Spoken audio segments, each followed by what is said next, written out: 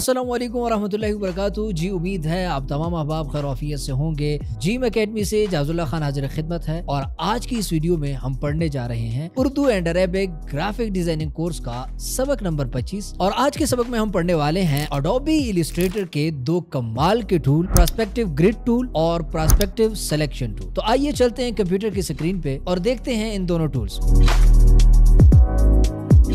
जी तो हम कंप्यूटर की स्क्रीन पे आ चुके हैं। यहाँ पे अगर आप देखें तो मैंने अडोबी इलस्ट्रेटर ओपन किया हुआ है। यहाँ पीछे हमारे पास काफ़ी सारे टूल्स आ रहे हैं। यहाँ तक के टूल्स हम पिछले तमाम अस्बाक में एक एक करके कवर कर चुके हैं। अगर आपने वो अस्बाक नहीं सुने तो ऊपर कहीं लिंक आ रहा होगा या जीम एकेडमी की यूट्यूब चैनल के प्लेलिस्ट में पूरी प्लेलिस्ट मौजूद है, उसे आप देख सकते हैं। आज के सबक में हम इन दो टूल्स को पढ़ने वाले हैं। यहाँ पे अगर मैं राइट क्लिक करता हूँ तो मेरे पास यहाँ दो टूल आ रहे हैं, पर्सपेक्टिव ग्रिड टूल और पर्सपेक्टिव सिलेक्शन टूल, जिनके शॉर्टकट कीज भी इसके साथ आ रहे हैं। मैं अगर सिंपली यहाँ पे अपना माउस लेके आता हूँ तो भी आपको एक एनिमेशन यहाँ पे नजर आ रही है, जिससे आपको आइडिया हो रहा होगा कि इस टूल का बुनियादी तौर पे काम क्या है।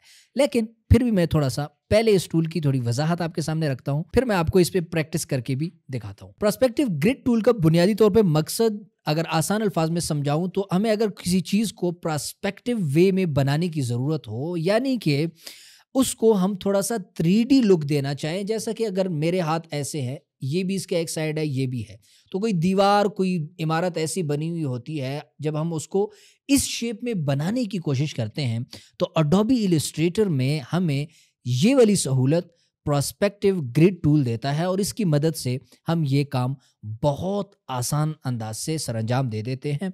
ये सब कैसे होगा तो हम इसको अब जरा प्रैक्टिकल अंदाज में देख लेते हैं। तो जैसे मैं यहाँ से पर्सपेक्टिव ग्रिड टूल के टूल पे क्लिक करता हूँ तो आप देख रहे हैं मेरे सामने कुछ ऐसे ग्रिड बन के आ गए हैं जो उसी शेप में है जैसे किसी इमारत की शेप होती है, किसी बिल्डिंग की शेप होती है। सेम वही शेप आपको यहाँ पे देखने को मिल रही है।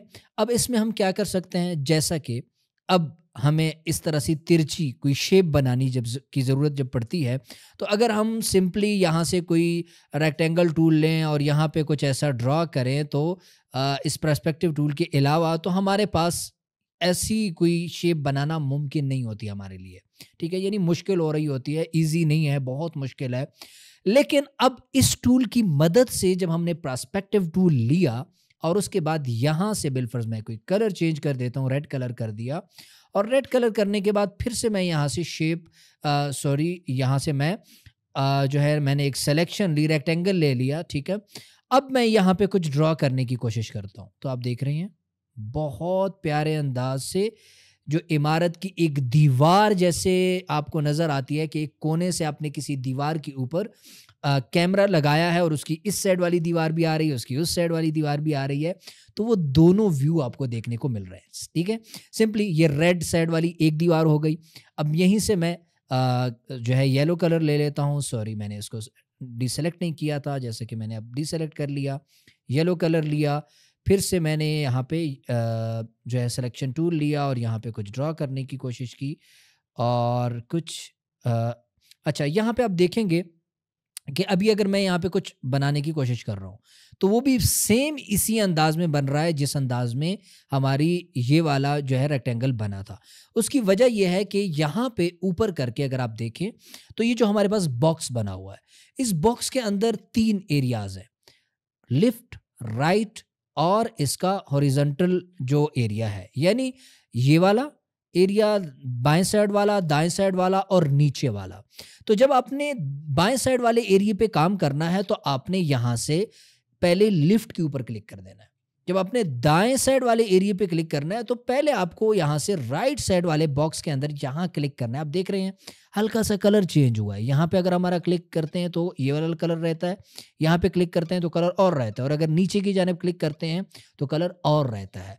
तो जिस एरिया में आप काम करना चाह रहे हैं तो पहले आपने उस एरिया को सेलेक्ट करना होगा कि मैं यहाँ पे काम करने वाला हूँ। तो अब इधर हमने काम करना है तो मैं पहले यहाँ से राइट पे क्लिक करूँगा और क्लिक करने के बाद यहाँ से किसी भी शेप को जब ड्रॉ करूँगा तो आप देखेंगे कि वो सिंपल बहुत ही प्यारे अंदाज में कुछ ऐसे आपको देखने को मिल जाता है। इसी तरह अगर नीचे की जानिब काम करना है तो आपने इस बॉक्स को पहले सेलेक्ट करना होगा। फॉर एग्जांपल मैं यहाँ से कलर कोई और ले लेता हूँ, ग्रीन ले लिया, और ग्रीन कलर लेने के बाद मैं यहाँ से फिर से इसके ऊपर आके क्लिक करूँगा। पर्सपेक्टिव ग्रिड टूल लिया, यहाँ क्लिक किया और यहाँ से आके मैंने रेक्टेंगल लिया और यहाँ पे आके इसको ऐसे करके मैंने ड्रॉ कर दिया। ठीक है, तो कुछ इस अंदाज से आप इस पे काम कर सकते हैं। ठीक है, तो हम इसको अगर एक थोड़ी सी और अंदाज में मैं आपको इसका कुछ अच्छा सा डिज़ाइन करके दिखाऊं, कुछ थोड़ा सा अच्छा बना के दिखाऊं, जैसा कि ये दो दीवारें हैं, इन्हीं को हम एक कमरे की शेप अगर देना चाहें तो मैं इसको सेलेक्ट करके ज़रा इसको ये वाला कलर दे देता हूं। इसको भी, रेड को भी हम सेम इसी कलर में कर लेते हैं ताकि एक घर की दीवार जैसी फीलिंग आए, एक बिल्डिंग की दीवार जैसी फीलिंग यहाँ पे आए। अब हम क्या करेंगे कि हमें यहाँ पे छोटे छोटे बॉक्स बनाने की ज़रूरत है, जिस तरह खिड़की होती है, फॉर एग्जांपल ऐसे। ठीक है, इसका कलर हम कर देते हैं वाइट। ठीक है, अब इसी की कॉपी आप बनाते चले जाएं, जैसा कि यहाँ पे आपने इसकी कॉपी बना दी। ठीक है, और इसी की कंट्रोल डी करते चले जाएं। ठीक है, ये आ गई, इसकी कॉपीज़ बन गई। ठीक है, कुछ इनको फिर से आप सेलेक्ट कर लें और सेलेक्ट करने के बाद फिर से इसकी कॉपी बना लें, यहाँ नीचे रखते चले जाएं। ठीक है, ऐसी भी आप कर सकते हैं। अगर आप ऐसा नहीं करना चाहते तो आपके पास एक और तरीका भी है। ठीक है, हमारे पास एक और टूल यहाँ पे आ रहा है, जिसका यहाँ पे अगर आप देखें पर्सपेक्टिव टूल के नीचे पर्सपेक्टिव सिलेक्शन टूल। इस टूल का बुनियादी तौर पे काम यह है कि अगर आपने बाहर कोई चीज़ ड्रॉ कर ली, पूरी बना ली, कोई शेप, कोई चीज़ डिज़ाइन, और उसको आप इसके अंदर फिट करना चाहते हैं, तो उस वक्त हमें ज़रूरत पड़ती है इस पर्सपेक्टिव सिलेक्शन टूल की। फॉर एग्जांपल मैं यहाँ से सिंपली इसको डिसेलेक्ट कर रहा हूँ और डिसेलेक्ट करने के बाद मैं यहाँ पे आ रहा हूँ और सिलेक्शन टूल लेकर मैं बिल्कुल यहाँ पे कुछ बना लेता हूँ। जैसा कि अभी मैंने पर्सपेक्टिव ग्रिड टूल लिया, यहाँ पे क्लिक किया और ग्रिड को ख़त्म किया थोड़ी देर के लिए, और ख़त्म करने के बाद फिर से मैं सिलेक्शन टूल पे आया और यहाँ पे मैंने कुछ ऐसे बॉक्स बनाए। ठीक है, इसकी एक और copy, control D D D D control D किया और इसकी कॉपीज़ बना ली। अब नीचे की जानिब इसकी एक और कॉपी बनाई और फिर से कंट्रोल डी करता चला गया, तो ये कुछ ऐसे। ठीक है, तो अब हमारे पास ये एक सिंपल डिज़ाइन बन चुका है। इसको मैं राइट क्लिक करके ग्रुप कर देता हूँ, ग्रुप करने के बाद यहाँ रख देता हूँ। ठीक है, अब हम क्या कर लेते हैं कि फिर से ग्रिड टूल इसके ऊपर अप्लाई हो गया। अब मैं यहाँ से लेता हूँ पर्सपेक्टिव सिलेक्शन टूल और इसको पकड़ के हम यहाँ ले आते हैं। ठीक है, इसका कलर मैं चेंज कर देता हूँ। ठीक है, इसका साइज़ भी मुझे थोड़ा सा बड़ा करना होगा, तो मैं इसका साइज़ यहाँ से पकड़ के थोड़ा सा बड़ा कर देता हूँ, कुछ ऐसे। ठीक है, इसको पकड़ के यहाँ रख दिया, तो ये ठीक है, जैसे किसी बिल्डिंग के अंदर खिड़की नज़र आती है, वो वाली फीलिंग हमें यहाँ पे आ रही है और इमारत के अंदर कुछ इस तरह से काम हम कर सकते हैं। ठीक है, तो पर्सपेक्टिव ग्रिड टूल की मदद से इस टाइप के काम हम बुनियादी तौर पे ले रहे होते हैं और इसकी मदद से कर रहे होते हैं। पर्सपेक्टिव टूल की मदद से हम एक और काम भी कर सकते हैं, जैसा कि मैं यहाँ पे एक पिक्चर लेके आया हूँ और इस पिक्चर के ऊपर यहाँ जगह बनी हुई है और इसके ऊपर उमूमन हमें कुछ लिखना पड़ता है, जैसा कि ये हॉस्पिटल है, ये कोई कॉलेज है, उसका नाम हम यहाँ पे लिखना चाहते हैं। तो ये तमाम काम इलस्ट्रेटर में हम पर्सपेक्टिव ग्रिड टूल की मदद से बहुत ईजीली कर सकते हैं। जैसा कि मैं इस पिक्चर को यहीं पे रख देता हूँ और यहाँ पे रखने के बाद पर्सपेक्टिव ग्रिड टूल को एक्टिव करता हूँ। एक्टिव करने के बाद इसके यहाँ पे कुछ पॉइंट्स बने हुए हैं, मैं इस पॉइंट को पकड़ के यहाँ पे ले आता हूँ और इस पॉइंट को पकड़ के मैं थोड़ा सा नीचे की जानिब इसको ड्रैग कर देता हूँ, जैसा कि ये। ठीक है, और इसको पकड़ के मैं थोड़ा सा ऊपर की जानिब कर देता हूँ। तो अब आप देख रहे हैं कि हमें यहाँ पे कुछ ग्रिड बनी हुई मिल गई है। ठीक है, अभी भी पूरी नहीं है, तो मैं इधर से इसको पकड़ के और नीचे कर देता हूं। तो आप देख रहे हैं कि हमारी ये लाइन इस जगह पे आके बिल्कुल सही तरीके से बैठ चुकी है। ठीक है, अब हम क्या करेंगे, सिंपल हम यहाँ से टेक्स्ट टूल लेंगे। ठीक है, टैब टूल, और यहाँ पे हमने क्लिक कर दिया। ठीक है, क्लिक करने के बाद हम इधर अपना नाम लिखेंगे, जो भी हमारी एकेडमी है, जो भी हमारा स्कूल है। फॉर एग्जाम्पल मैं यहाँ पे लिख देता हूँ जीम एकेडमी। ठीक है, जीम एकेडमी मैंने लिखा और उसके बाद इसको सेलेक्ट किया। सेलेक्ट करने के बाद इसका फ़ॉन्ट मैंने यहाँ से कुछ चेंज कर दिया, ये वाला।